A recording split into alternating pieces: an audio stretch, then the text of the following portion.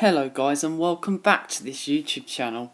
And in today's video I will be talking about the rise of Ferrari throughout the V6 turbo hybrid era. And finally I will be talking about Maurizio Arrivabene's sacking from the Scarlet Red team. Now let's start off this video about talking Ferrari's abysmal 2014 season. There were a new breed of regulations but Ferrari never stepped up to that challenge.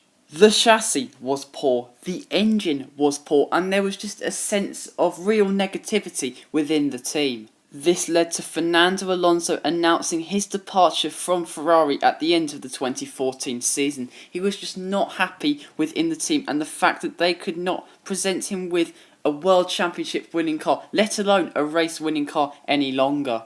2014 also presented Ferrari with a mass of direction change within the management part of the team.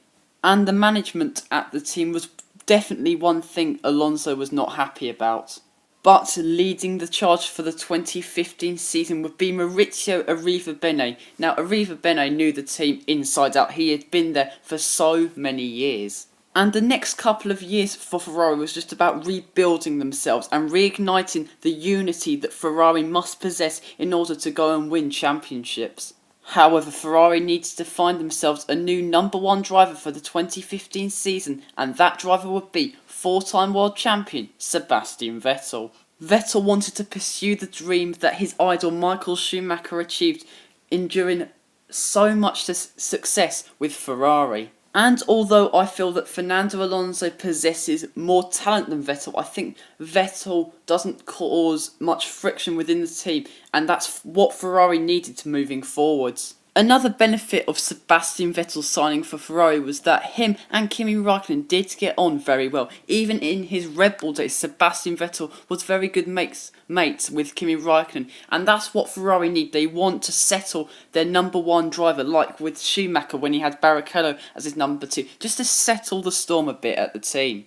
In 2015, Ferrari produced a very quick car, and although it was nowhere near the quickest on the grid, Sebastian Vettel thrived to 3 race victories.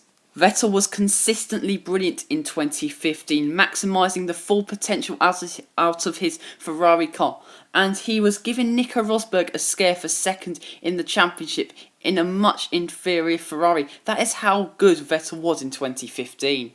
However, the best thing for Vettel was that he was enjoying racing again. In his scarlet red colours, Vettel just felt more relaxed and just enjoyed racing so much more. Then you look at Kimi Raikkonen, who was not that great in 2015. He was average, he did get 3 podiums, but he was just constantly outperformed by his German teammate.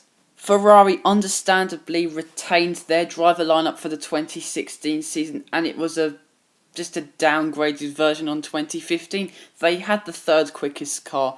However, they should have won 2 races at Australia and Canada with Sebastian Vettel. Key strategy mistakes on the pit wall for the Scuderia would play pivotal towards the Australian and Canadian Grand Prix. In the first half of 2016, Vettel was maximising the potential out of that Ferrari car. He obviously had that rivalry with Kvyat, but he was very good. But in the second half, he was dropping off a bit, and it was a very scruffy year in 2016. However, Kimi Raikkonen would improve for 2016. He won the qualifying battle against his teammates, and although he didn't finish ahead of him in the World Championship standings, I felt he surprised us more with how well he drove in the 2016 season. He wasn't brilliant, but he wasn't bad. In all honesty, Sebastian Vettel was making mistakes in 2016, but you just imagine with the anger you'd have with Ferrari's pit wall costing you so many points. It just wasn't good enough, and you can't really portion that much blame on the German. For the majority of 2017, Ferrari and Sebastian Vettel were going toe-to-toe with Mercedes and Lewis Hamilton. A new set of regulations really closed the pack together at the top, and Ferrari were a real threat to the Silver Arrows. From Australia to about Belgium, Sebastian Vettel was really pushing the car to its absolute limit, really, and he was the best driver in the first half of the season.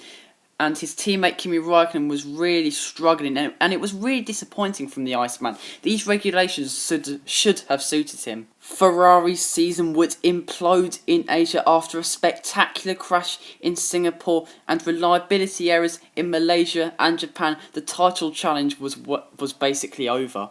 And that was one key thing Vettel was doing in 2017. He was making unnecessary errors. The crash with Lewis Hamilton warranted a black flag in my opinion. The petulance he just showed there was absolutely disgusting, and he should have got black flagged. And in Singapore, although it would be harsh to portion a penalty at Sebastian Vettel, he really should not have committed to that and really cost the team the race victory there. I see the Singapore incident as about 75 to 80% Vettel's fault and 20-25% Raikkonen's fault. Verstappen could not have done anything except from just disappear in thin air. But it was a promising year for Ferrari. The following year, Ferrari unleashed their new challenger, and in my opinion, it proved to be the quickest car throughout the season. Not at every race, but for the majority of the events. Vettel again was excellent in the first half of the season, but in the second half, he was anything but. On the other side of the garage, Kimi Räikkönen definitely did up his game for 2018. He wasn't as good as Sebastian Vettel, but he definitely did improve in 2018, and it was great to see him back again. He obviously got that emotional win at Austin, and it was great to see. Numerous strategy errors and mistakes from drivers just cost Ferrari so dearly in 2018. I thought they had the quickest car, only just, but still, I think they probably should have won at least one of the championships in 2018.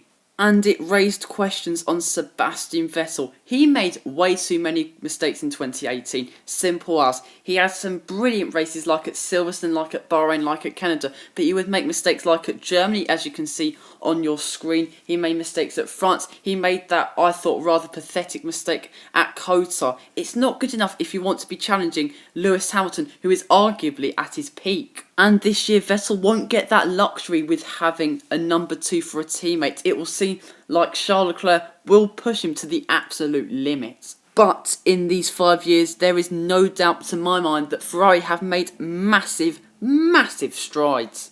But let's wrap up this video by talking about Maurizio Arrivabene's departure from the team. And to be brutally honest, it was harsh. Arrivabene has led the teams to immense success, really closing the gap on Mercedes, and it isn't his job to manage Sebastian Vettel and Kimi Räikkönen to make some silly errors. At the end of the day, he is there to lead the team, and although he isn't the greatest leader of all time, he has still done pretty flipping well. I get it, he wasn't exactly 100% eye to eye with the team, but he has a great vision for their future, and at the end of the day, if it ain't broke, don't fix it.